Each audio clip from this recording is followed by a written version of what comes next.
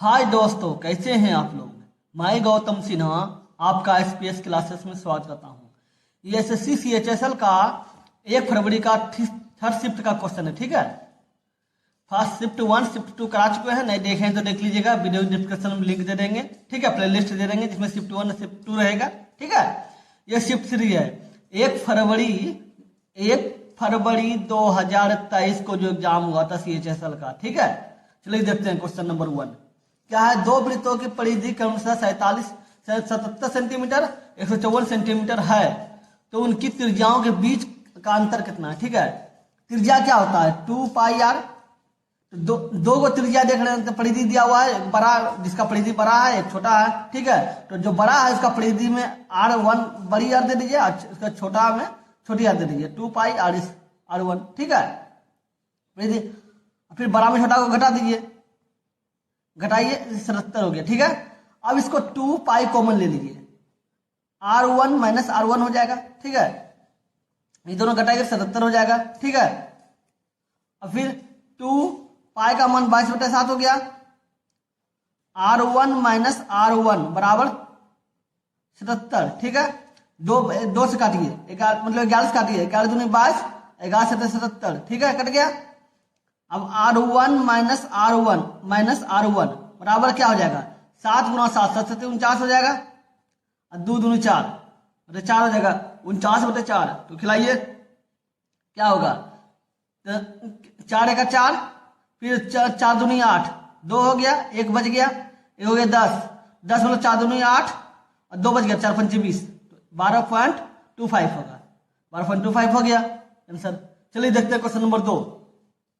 ठीक है, ये टोटल क्वेश्चन का वो पीडीएफ मिल जाएगा। पीडीएफ में जैसे क्वेश्चन में ये क्वेश्चन 2 नंबर पे दिया हुआ है, पीडीएफ में भी सेम यही क्वेश्चन 2 नंबर पे मिलेगा। ठीक है, आप वीडियो डिस्क्रिप्शन में लिंक मिल जाएगा टेलीग्राम चैनल का, टेलीग्राम चैनल पे डाल दिया जाएगा, आप जाके देख सकते हैं इसका पीडीएफ। समझे, इस चैनल पे सीजीएल और सीएचएसएल का प्रैक्टिस करा रहे हैं, जो लेटेस्ट हुआ है एग्जाम, और एक मेरा चैनल और है जो जिसमें जीडी और सीपीओ का प्रैक्टिस करा रहे हैं। ठीक है, उस चैनल का लिंक हम डिस्क्रिप्शन में दे देंगे, जाके देख लीजिएगा। इसमें जीडी और सीपीओ का हम प्रैक्टिस करा रहे हैं, और उस आप चारों का जो क्वेश्चन कराएंगे टोटल का वो पीडीएफ मिल जाएगा। टोटल का पीडीएफ एक ही टेलीग्राम चैनल पे मिलेगा। समझे, उस चैनल का लिंक हम डिस्क्रिप्शन में दे देंगे। चलिए देखते हैं क्वेश्चन नंबर 2। आप डिस्क्रिप्शन देख लीजिएगा, आप सबको समझ में आ जाएगा। चलिए देखते हैं क्वेश्चन नंबर 2 क्या है।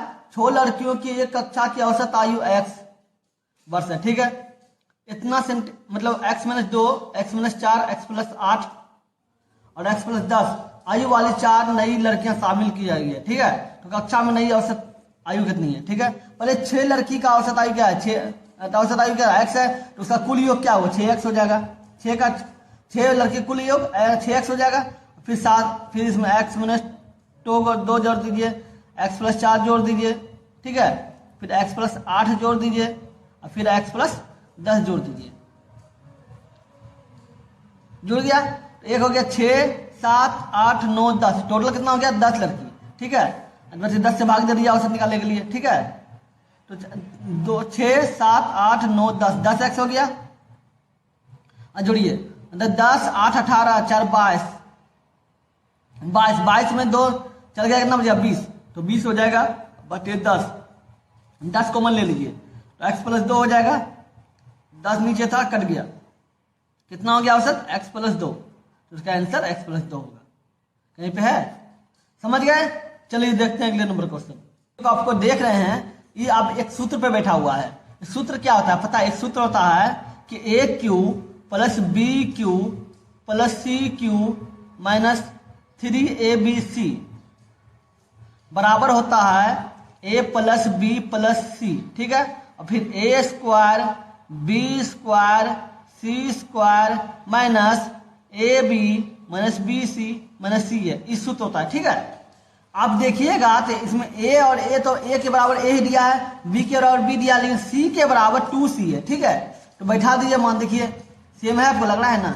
और उसके बाद गौर कीजिएगा 2, फिर A² है तो A² B² है, B², और C के स्थान पे 2C है, तो इसका स्क्वायर कर 4C कर दिया है, उसी पर ये सूत्र बैठ गया। ठीक है, फिर AB बोल रहा है तो AB तो AB ही होगा, फिर BC बोल रहा है तो BC और BC, B और C, तो देख रहे हैं BC होगा ही, तो 2 दे दिया है, क्योंकि अब 2BC है, 2BC हो गया।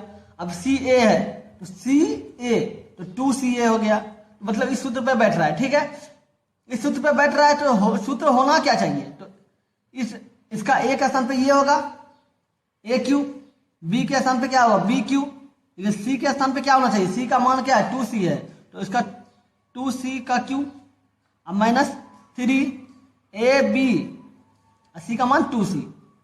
ठीक है, तो a q b q plus 8CQ अब -3 दूनी 6 ABC। ठीक है, तो ये सूत्र पे बैठा हुआ है, तो देखिए सवाल पे यहीं पे है प्लस, ये देखिए x नंबर मिल रहा है, डी नंबर मिल रहा है, तो इसका आंसर डी नंबर हो गया। समझ गए, चलिए देखते हैं अगले नंबर क्वेश्चन। देखिए 4 नंबर क्वेश्चन क्या बोला, 10x बराबर 10/17 है, तो बोला sin x बराबर क्या होगा। अब एक त्रिभुज बना लीजिए, त्रिभुज में अब 10 देखते हैं, 10 लिखा, 10 का मान होता है P/B। ठीक है, इसको P बोलते हैं, इसको B बोलते हैं और इसको H बोलते हैं, H बोलते हैं। तो H बराबर क्या हो जाएगा, H बराबर होता है P का स्क्वायर और -B का स्क्वायर। ठीक है, इसमें देख लीजिए 10 के स्थान P और B है, तो 10 के स्थान पे क्या है 10 है इधर, और नीचे क्या है 17 है, तो B का स्थान 17, इसका स्क्वायर कर दिए, 10 का स्क्वायर 17 का स्क्वायर। ठीक है, 10 का स्क्वायर 100 होता है, 17 का स्क्वायर 289 होता है, इसका कुल जोड़िए तो 389 हो जाएगा।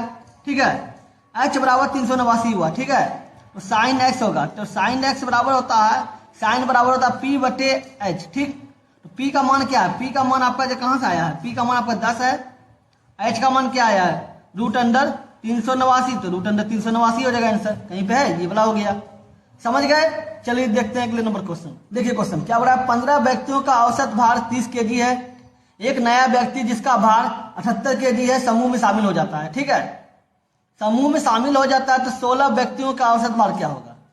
अब देख लीजिए 15 व्यक्ति का औसत भार 30 है, तो उसका कुल योग निकालेगा, कुल औसत भार निकालेगा तो क्या होगा 15 गुना 30 कितना होगा 450, 450 ये होगा।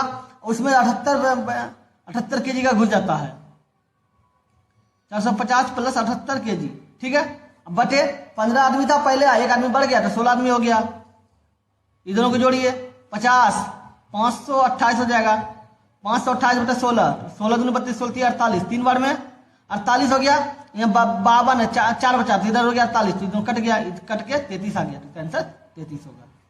समझ गए, चलिए देखते हैं अगले नंबर क्वेश्चन। दो संख्याओं में से जब छोटी संख्या का 20% बड़ी संख्या के 14% के बराबर है। ठीक है, यदि दोनों संख्याओं का कुल योग 8942 है तो बड़ी संख्या क्या है। बड़ी संख्या को बड़ी बी मान लीजिए, बिग हो मतलब बड़ी हो गया, बड़ी संख्या क्या है बड़ी संख्या हो गया, छोटी संख्या को स्मॉल होता है, ऐसे मान लीजिए इसको, ऐसे मान लीजिए इसको, बी मान लीजिए। ठीक है, तो छोटी संख्या क्या है एस, एस का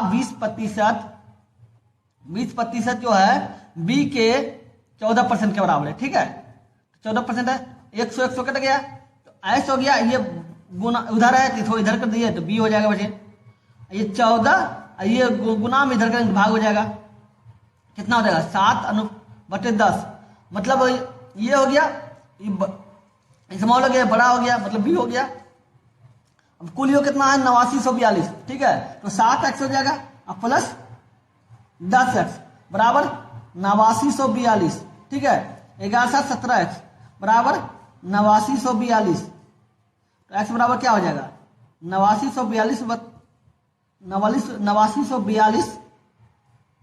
बटे 17, तो 17 × 5 = 85 हो गया, यहाँ बच गया 4, 85 मतलब 5 बच गया 54 हो गया। ठीक है, 51 हो गया, तो कितना बच जाएगा 51 हो गया, 54 है 51 हो गया, 3 बचा, यह हो जाएगा 32, तो 17 34 लगभग में आंसर आएगा। लगभग में क्या आना चाहिए देखिए तो 8942 ही है ना, 17 × 5 = 85 हो गया, ये 85 हो गया, 4 बच गया, यहाँ 44 हो गया, 44 हो गया, तो 17 दूनी 34, 2 ने 34, 10 बच गया, शुद्ध नहीं पूरा कंफर्म हो जाएगा, कट जाएगा।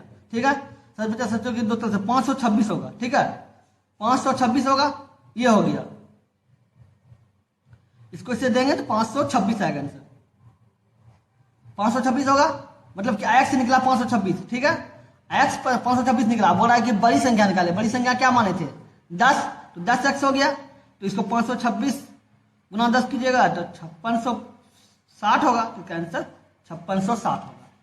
समझ गए? चलिए देखते हैं अगले नंबर क्वेश्चन के साथ। नंबर क्वेश्चन क्या बोला है, एक घड़ी को अंकित मूल्य के 4/5 भाग पर बेचने पर 10% की हानि होती है। घड़ी का अंकित मूल्य अक्रय मूल्य के बीच अनुपात क्या है? अंकित मूल्य को ए मान लीजिए, ठीक है, ठीक है, अंकित मूल्य को ए मान लीजिए के 4/5 का 4/5 बेचने पर 10% की हानि होती है। हानि किस पे होता है? क्रय मूल्य पे। क्रय मूल्य को के मान लीजिए, ठीक है, क्रय मूल्य को के मान लीजिए, कब हानि 10% तो 90/100 हो जाएगा। 10% हानि हुआ है, ठीक है, तो कट गया, 9/10 हो जाएगा। तो इसको इससे गुना होगा, कितना? 4a/5 और ये क्या हो जाएगा? 9k/10। ये दोनों इससे गुना हो जाएगा। याद रखिए, ए मतलब अंकित मूल्य, के मतलब क्रय मूल्य, ठीक है। 10 और 40 हो जाएगा, 40 ये हो जाएगा और 9×5 = 45 के हो जाएगा। तो a/k बराबर क्या हो जाएगा? 45/40 हो जाएगा, 9/8 हो जाएगा। ये कितना हो गया? अंकित मूल्य हो गया, और क्रय मूल्य कितना हो गया? 8 हो गया। तो बोल रहा है कि अंकित मूल्य और क्रय मूल्य का अनुपात 9:8 होगा। ये आंसर होगा। समझ गए? चलिए देखते हैं अगले नंबर क्वेश्चन। देखिए क्वेश्चन, PQ 2:3 है, ठीक है, QR 4:5 है, RS 2:1 है। तो बोला PRS का अनुपात क्या होगा? ठीक है, तो PQR, ठीक है, कर दीजिए। PQ क्या है? 2:3 है, ठीक है। QR कितना है? 4:5 है। QR 4:5 का अनुपात कितने का आता है? 4 दूनी 8, 4 तिया 12, 5 तिया 15, ठीक है। ये हो गया। आगे कर दीजिए क्या?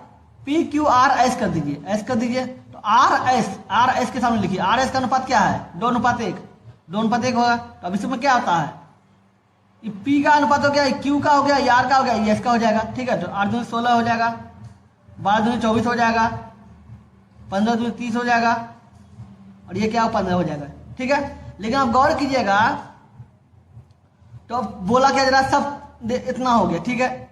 अब क्या हो रहा है? PRS, P का 16 हो गया, R का 30 हो गया, S का 15 हो गया, मतलब 16:30:15 आंसर होगा। कहीं पे है 16:30:15, ये आंसर होगा, ये नंबर। समझ गए? चलिए देखते हैं अगले नंबर क्वेश्चन। देखिए 10 नंबर क्वेश्चन क्या बोला है? 7 आलेख में, ये आलेख दिया हुआ है, 7 स्कूलों में लड़कियों की संख्या दर्शाता है। स्कूल जो दिया हुआ ना, ये S1 S2 सबके स्कूल है, समझे, इसका संख्या है जो दिया हुआ है, ठीक है। हम डाटा बना दिए एग्जाम में, मतलब जो PDF में है, इसी टाइप का डाटा है, समझे, हमने बना दिए हैं, ठीक है। क्या बोला? S1 में लड़कियों की संख्या S2 में लड़कियों की संख्या से कितने % कम है? S1 में लड़कियों की संख्या कितना है? 400 है। S2 में कितना लड़की संख्या? 1000 है। तो बोला कितना % कम है? कम है। तो आप देख रहे होंगे कि 600 कम है। तो कम गुना 100, कितना? कम गुना 100, जितना कम, अरे कितना कम है? दोनों में कम कितना है? 600 कम है, ठीक है। तो 600 लिख दिए, प्रतिशत निकालेंगे 100 लिख दीजिए। और किससे कम है? 1000 से कम है, 1000 लिख दीजिए। 1 0 1 0 3 0 कर दिया, 3 0 यहाँ कर दिए, 50 60, तो ऑटोमेटिक 60% है। 60% कम है। कितना % कम है? 60% कम है। समझ गए? चलिए देखते हैं अगले नंबर क्वेश्चन। देखिए 11 नंबर क्वेश्चन क्या बोला? आलेख में 6 कर्मचारियों का वेतन दर्शाया गया, ये 6 कर्मचारी का वेतन दर्शाया गया, ठीक है। तो बोला F के वेतन का H के वेतन से अनुपात क्या है? F का वेतन, F कहाँ गया जी? F का वेतन 400 है, ठीक है। बोला F का वेतन का H के वेतन से अनुपात, F का ये है तो H का कहाँ है? H 5 का अनुपात है, 500 है। तो अनुपात कर दीजिए, दोनों काट दीजिए, तो 4:5 होगा। तो इसका आंसर 4:5 होगा। समझ गए? चलिए देखते हैं अगले नंबर क्वेश्चन। अब इसका एक काम कीजिए, सबसे पहले ऊपर वाला काम कर लीजिए। ऊपर वाला काम में क्या है? 1/2 प्लस 3/4, ये भाग है, उसका उल्टा गुना होगा। 4/1 प्लस 3/4 गुना 2/1 प्लस 1/4, क्योंकि भाग था उसे उल्टा में। अब देखिए गुना में कट गया, फिर देखिए ये गुना में, ये दोनों कट जाएगा, ठीक है। तो क्या हो जाएगा? 1/2 हो जाएगा, प्लस 3 हो जाएगा, अब प्लस 3/2 हो जाएगा, अब प्लस 1/4 हो जाएगा।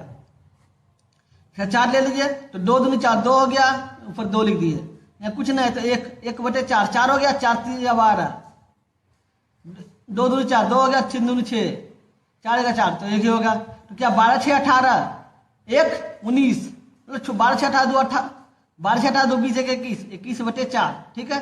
21/4 ऊपर वाला का पार्ट में कितना आया 21/4। अब नीचे वाला देख लीजिए 3/4 है गुना 1/4 है भाग का उल्टा गुना तो 2/1 हो जाएगा माइनस 1/2 हो जाएगा भाग का उल्टा गुना तो 4/3 हो जाएगा। अब गुना इसी में गुना भी 1/4 हो जाएगा ठीक है।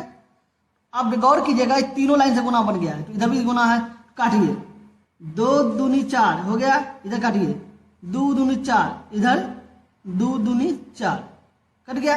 इधर कितना बच गया 3/4 दूनी 8 माइनस इधर कितना बच गया ऊपर कुछ नहीं थे 1/3 दूनी 6 इधर लोतम कीजिए 24 होगा 8 3 24 3 आया 3 3 9 6 चौको 24 4 4 गुना 1 4 5/24 आया ऊपर का नीचे कितना आया 5/24 ठीक है।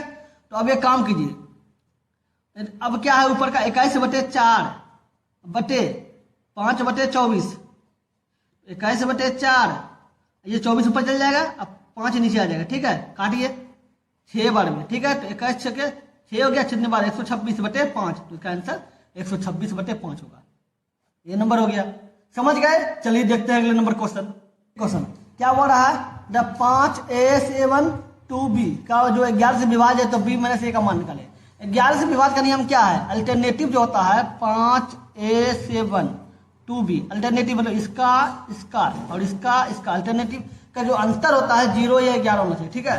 तो ये दोनों कितना हो गया 5 और 7 12 plus b 12 plus b minus 2a 2 plus a ये हो गया बराबर कितना होना चाहिए 11 होना चाहिए ठीक है। इतना होना चाहिए तो जोड़िए। अब देखिए कि यहाँ क्या हो सकता है यहाँ आपको 11 लाना है तो आपको क्या लगता है अगर हम इसको 2 रखते हैं ठीक है यहाँ 2 रखते हैं b के स्थान पे ठीक है तो क्या हो जाएगा 24 कितना हो जाएगा 14 हो जाएगा। इसका मान कितना रखते हैं आपको 11 पुराना है ठीक है 11 पुराना है तो इसका मान कितना रखिएगा अगर 0 रखिएगा तो 2 ही होगा तो आपको पुर जाएगा ना 12 पुर रहा है 12 पुर रहा है कोई बात नहीं कीजिए। इसका मान 1 रखिए अपना दिमाग लगाना होगा इसमें दिमाग लगाना पड़ेगा ठीक है। इसका मान 1 रखिए ठीक है तो 12 1 13 हो जाएगा और a का मान 0 रखिए b का मान आप 1 रख लिए a का मान आप 0 रख लीजिए ठीक है। तो 0 में 1 हो गया 2 हो गया इसका बराबर 11 हो गया। तो गौर किए क्या हो रहा है b बराबर 0 b बराबर 1 a बराबर 0 बैठा दीजिए b माइनस a बोला तो a माइनस 0 बराबर 1 इसका आंसर 1 होगा। कहाँ गया 1 इसका आंसर 1 होगा। किसी और का ऑप्शन था नीचे हम लिख दिया अच्छा से ठीक है समझ गए। चलिए देखते हैं अगले नंबर क्वेश्चन क्या बोल रहा है त्रिभुज DEF में MN क्रमशः DE और DF भुजाओं पर स्थित बिंदु है ठीक है। MN EF के समांतर है MN अनुपात EF बराबर 2:5 है तो यदि DE बराबर 7 सेंटीमीटर है तो ME बराबर क्या होगा। पहले त्रिभुज बनाते हैं आपको समझ में आ जाएगा। एक त्रिभुज बनाते हैं क्या बोल रहा है DEF निकाल दिए। अब क्या बोल रहा है M और N क्रमशः DE और DF के मध्य पर भुजाओं पर बिंदु है ठीक है। DE पर क्या है M है ठीक है M हो गया और DF पे क्या है N है तो N हो गया। इसका मिला दीजिए ठीक है। तो MN जो है EF के समांतर है MN जो है EF के समांतर तो समांतर दोनों हो गया MN EF के समांतर है। और MN 2 है ये 2 है अनुपात में है अनुपात मतलब मान आ गया ठीक है। और ये 5 अनुपात इसका मान नहीं है तो अनुपात में दिया गया 5 ठीक है 5 है। तो बोल रहा है कि DE ये पूरा 60 है ठीक है 60 है। तो बोल रहा है कि जब ये पूरा 60 है DE पूरा 60 है तो बोल रहा है कि ME बराबर क्या होगा ME ये वाला क्या होगा ठीक है। तो एक बात जान लीजिए आप जान लीजिए ई त्रिभुज अलग हो गया ई त्रिभुज हो गया। जब 2 त्रिभुज समांतर होता है ना समरूप है दोनों त्रिभुज समरूप है। कैसे समरूप है आप देख लीजिएगा। तो जब त्रिभुज का बनाएंगे त्रिभुज का कोण निकालेंगे तो ई वाला जो भुजा होगा दोनों त्रिभुज होगा इसमें भी वही त्रिभुजा होगा इसमें भी वही त्रिभुजा होगा ठीक है वही होगा। जो भुजा ये होगा सेम भुजा ये होगा ठीक है। जो भुजा ये होगा सेम भुजा ये होगा तो भूल गया इसी अनुपात पे समरूप हो जाता है ठीक है। तो इस तरह का करना है तो आपको देखना होगा। तो इसका इस जो अगर छोटा त्रिभुज देखा है इसका भुजा ये हो गया बड़ा त्रिभुज का भुजा सब एक, जब दो त्रिभुज समरूप होता है ना तो भुजा समानुपाती होती है। मतलब कहेंगे इस त्रिभुज का भुजा के बराबर ये भुज त्रिभुज का है। मतलब कहने वाले दो त्रिभुज बन गया, एक इधर एक इधर, मतलब एक डी एम एन बच गया, ठीक है, और एक डी ई एफ बन गया। मतलब इस त्रिभुज जो जितना भुजा ये होगा उसी का अनुपात ये होगा, इस भुजा का अनुपात जो ये होगा तो उसके अनुपात ये होगा, इस भुजा का अनुपात अगर ये होगा तो उसके बराबर ये होगा, ठीक है। कहने का मतलब यही था।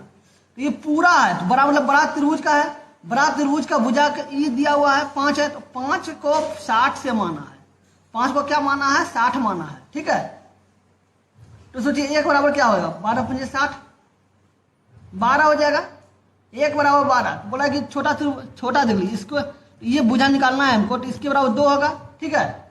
जब 5 बराबर आपका 60 आया है तो 2 बराबर क्या होगा, 60/5 गुना 2 कितना हो गया, 12, 12 दूनी 24, 24 हो गया। तो मतलब इस पूरा 60 में ये 24 है, ठीक है। बोले इसका निकालना, तो 60 में से 24 घटा दीजिए, 36 हो जाएगा। तो इसका आंसर 36 हो जाएगा। समझ गए। चलिए देखते हैं अगले नंबर क्वेश्चन।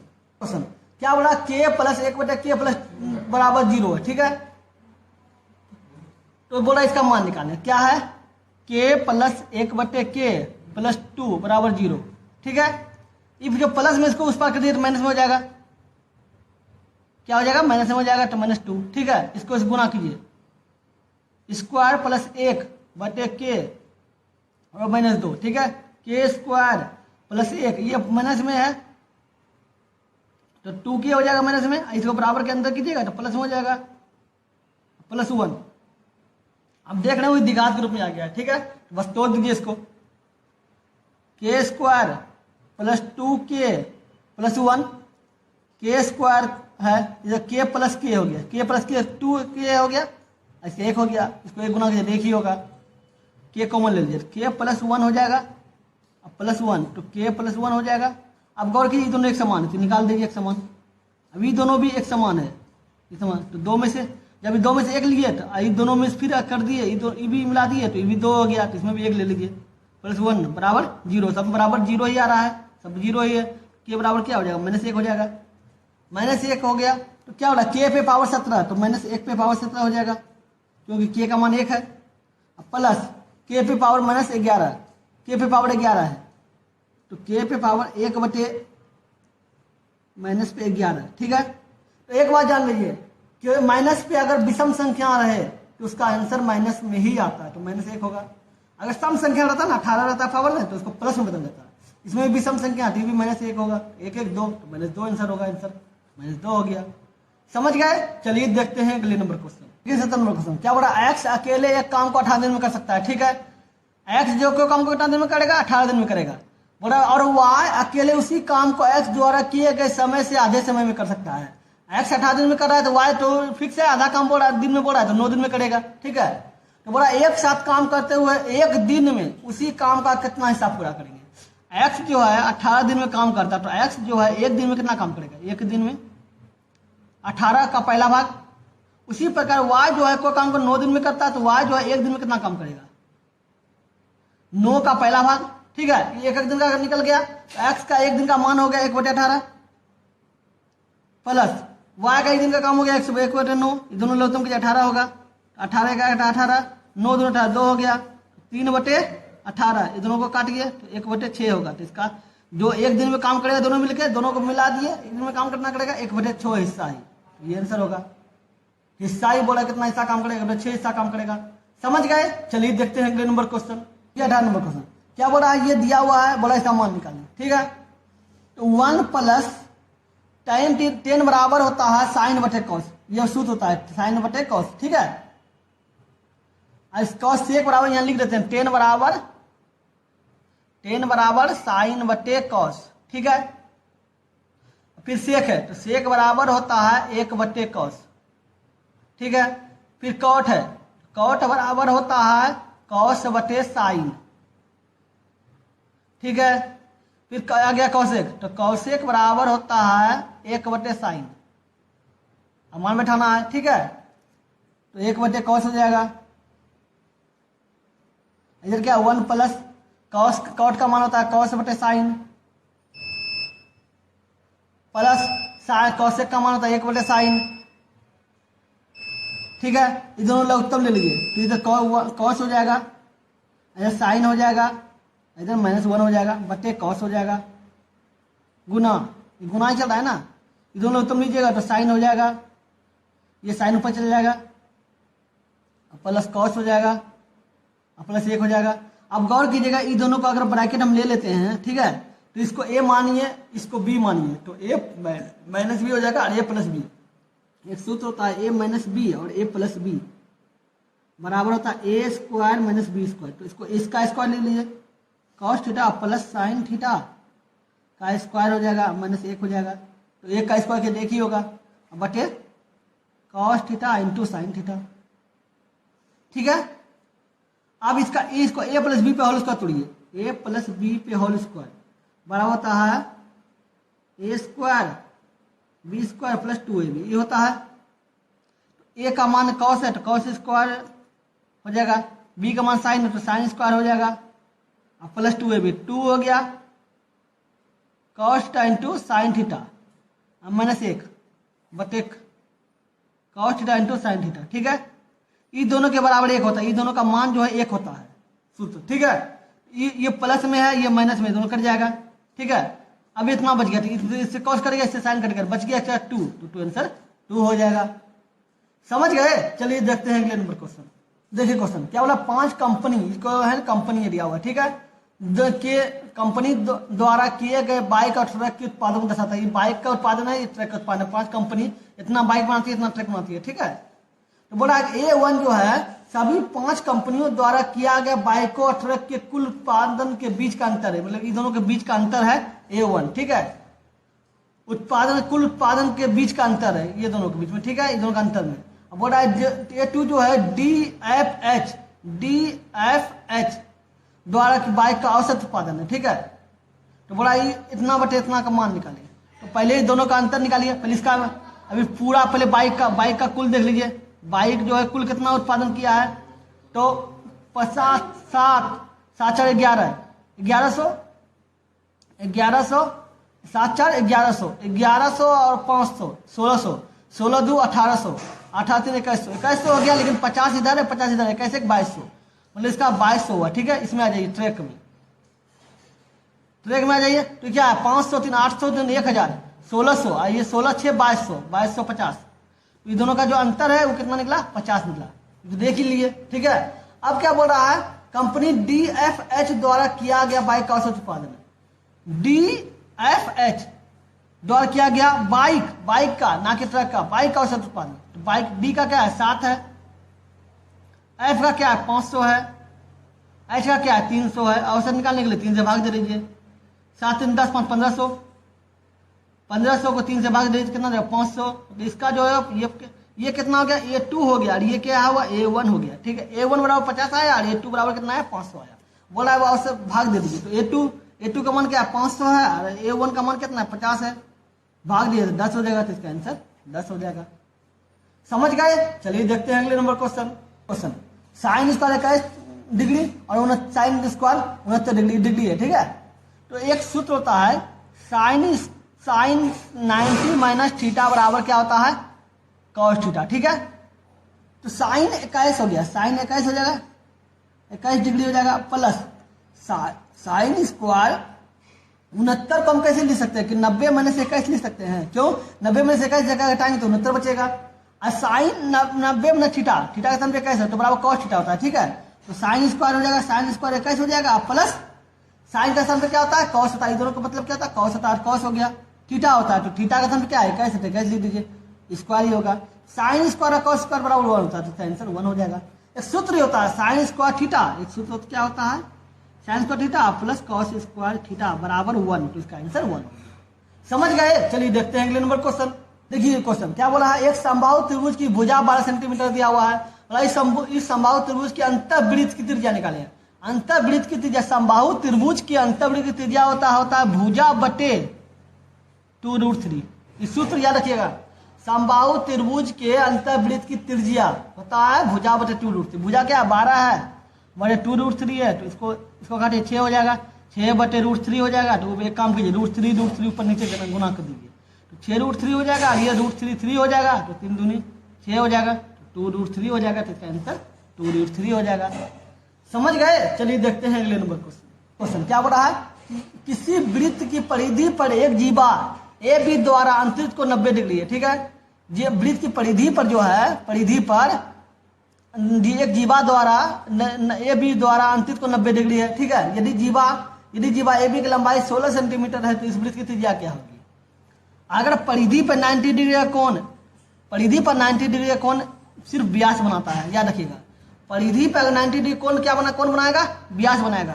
अब गौर कीजिएगा, ये जो वृत्त है यहाँ दीजिएगा तो भी जीवा है, ये दीजिए तो भी जीवा है, ये दीजिए तो भी जीवा है। वृत्त अगर केंद्र से पार कर रहा है, व्यास ये जीवा है, ये सब जीवा है। वृत्त ये क्या है? ये भी एक जीवा है। तो बोला क्या बोला है? वृत्त की परिधि पर एक जीवा ए बी, तो इसको भी तो जीवा मान सकते हैं। ए बी द्वारा अंतरिक्ष को 90 डिग्री है, तो ये 90 डिग्री होगा, ठीक है। ये 90 डिग्री इस सूत्र ये होता है कि व्यास द्वारा परिधि पर 90 डिग्री कोण बनता है। व्यास द्वारा, ये स्टेटमेंट है, व्यास द्वारा परिधि पर 90 डिग्री का कोण बनता है, इस सूत्र ये होता है, ठीक है। बोला 90 डिग्री बनाती है, ठीक है। तो बोला जीवा ए बी की लंबाई 16 सेंटीमीटर, तो 16 सेंटीमीटर हो गया। वृत्त की त्रिज्या क्या होगी? अब देख रहे हैं त्रिज्या ही पार करके व्यास हुआ, जब पूरा व्यास 16 है तो त्रिज्या क्या होगा? इसका आधा 8 हो जाएगा। इसका आंसर त्रिज्या क्या होगा? 8 सेंटीमीटर होगा। समझ गए? चलिए देखते हैं अगले नंबर क्वेश्चन। ये 24 नंबर क्वेश्चन क्या बोला है? राम 3500 में 2 घड़ियां खरीदता है, ठीक है। एक घड़ी को 25% के लाभ पर, दूसरी को 10% के हानि पर बेचकर वह पूरे लेन देन में ना तो लाभ ना ही हानि अर्जित करता है, ना ही लाभ अर्जित करता है ना ही हानि। चाहे लाभ पर बेच रहा है और हानि पर बेच रहा है तो भी दोनों को बेचने पर कोई लाभ हानि नहीं होता है, ठीक है। तो बोला प्रत्येक घड़ी का क्रय मूल्य निकालें। 3500 में 2 घड़ी खरीदा है, एक घड़ी x हो जाएगा मूल्य, ठीक है। दूसरा 3500 माइनस x होगा, क्यों? क्योंकि दोनों को अगर जोड़ देंगे तो ये दोनों कट जाएगा, प्लस माइनस 3500 ही बचेगा। एक घड़ी कितना हो गया? x, दूसरा घड़ी कितना हो गया? 35 माइनस x। बोला एक को 25% लाभ पर, तो x का 25% निकाल दीजिए, बराबर 3500 माइनस x। दूसरा घड़ी का क्या बोला? 10% लाभ पर, तो 10% लाभ कर दिए। अब बराबर क्यों किया? पता किए? क्योंकि दोनों को बेचने पर ना ही लाभ होता ना हानि होता, तो क्या बराबर रख दिए। जितना इसका हुआ मूल्य उतना इसना हुआ, दोनों का मूल्य, लाभ हानि का मतलब है ना, इसलिए बराबर कर दिए, ठीक है।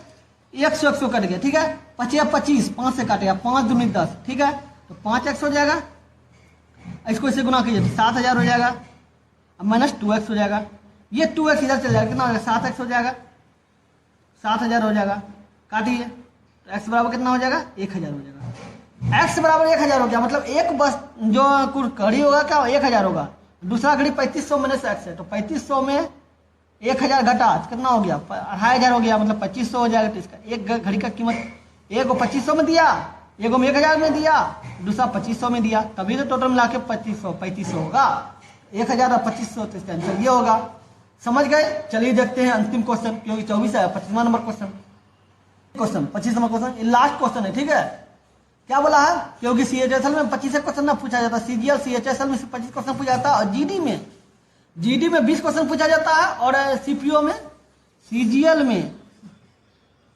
में 25, CHSL में 25, GD में 20, CPO में 50, CPO में 50 पूछा जाता है। समझ गए? क्या दो समरूप वृत्त एक दूसरे को बाहर बिंदु D पर स्पर्श करते हैं, ठीक है। एक्स वाई एक सीधी उभयनिष्ठ स्पर्श रेखा है जो वृत्तों को एक्स और वाई पर स्पर्श करती है। तो बोला है कि एक्स वाई जेड का मान, कोण का मान क्या होगा, ठीक है। तो 2 वृत्त है, बाहर से स्पर्श किया है कौन बिंदु पर? जेड बिंदु पर, तो इसको जेड मान लीजिए। एक्स वाई एक सीधी स्पर्श रेखा है, तो एक्स वाई ये सीधी स्पर्श रेखा है, एक्स वाई, ठीक है। जो वृत्तों का एक्स और वाई पर स्पर्श करते हैं, एक्स वाई पर स्पर्श कर रहा है, ठीक है। तो इसको त्रिज्या होगा, ये त्रिज्या होगा, ठीक है। तो बोल रहा है कि एक्स वाई जेड का मान क्या होगा, इसको यहां से ले लीजिए, ठीक है। ये त्रिज्या मिला दी, इसको दोनों को एक कर दीजिए, ठीक है।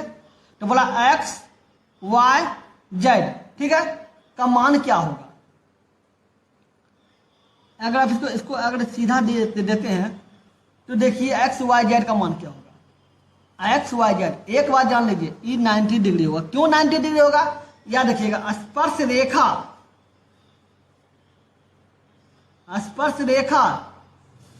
त्रिज्या से मिलती है तो 90 डिग्री का कोण बनाती है। स्टेटमेंट आपको याद रहेगा तो ही बना पाइएगा,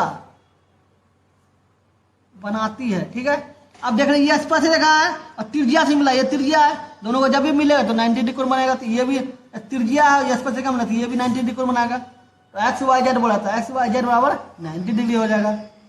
समझ गए? चलिए हो गया। अगर वीडियो अच्छा लगा तो लाइक कर दीजिएगा और कमेंट करके जरूर बताइएगा वीडियो कैसा लगा। अगर मेरे चैनल पे नए हैं तो सब्सक्राइब करके ऑल में प्रेस कर दीजिएगा ताकि जब भी वीडियो बनाए आपको नोटिफिकेशन मिल सके। चलिए फिर मिलते हैं अगली वीडियो में। Good bye.